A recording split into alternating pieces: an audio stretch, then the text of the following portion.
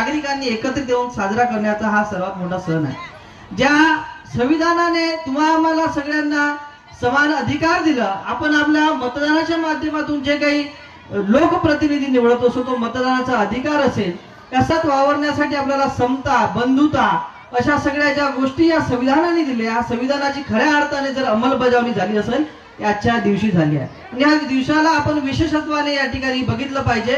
आणि माझ्या माता भगिनींनी इथे आणि सगळे नागरिक आहेत त्यांनाही आवर्जून माझी विनंती आहे की ज्या पद्धतीने आपण मोठ्या प्रमाणात आपल्या घरी सण उत्सव, दसरा, दिवाळी, पोळा, गणपती सगळे साजरे करतो, त्या पद्धतीनेच हा राष्ट्रीय महोत्सव सुद्धा आपण या मोठ्या उत्साहाने साजरा केला पाहिजे। आमच्या माता भगिनी आहे, आवर्जून मला सांगावं वाटते, आमचे या ठिकाणी बालगोपाल आहेत, सगळेजण आपापली या ठिकाणी ज्यांचे जे सुप्त गुण आहेत त्याचे या ठिकाणी थोड्या वेळातच काही प्रदर्शन होणार आहे, आपल्या सगळ्यांना ते पाहायला मिळणार आहे।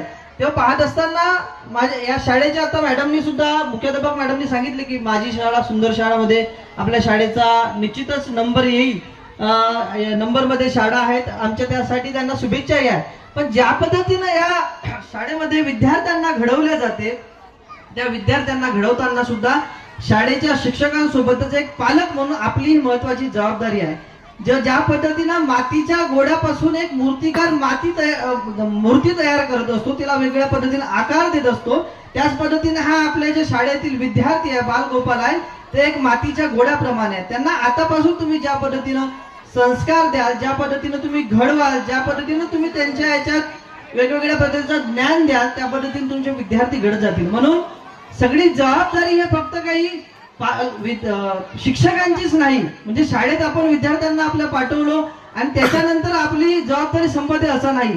तर कधी कधी जे आता आमच्या इथे मार्गदर्शक महोदयांनी बोलताना सांगितलं की ज्या पद्धतीनं प्रत्येक पालकांनी सुद्धा शाळेत येऊन बघितलं पाहिजे की आपल्या विद्यार्थ्यांची प्रगती कुठपर्यंत होत आहे, विद्यार्थी कशा पद्धतीने शिकत आहेत, शाळेतील शिक्षकांशी आपण संवाद केला पाहिजे।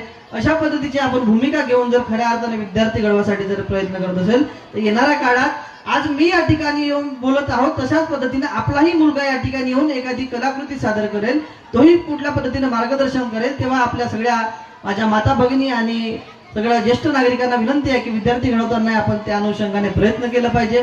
सगळ्यांना वाटते की म्हणजे शिवाजी जन्माला यावा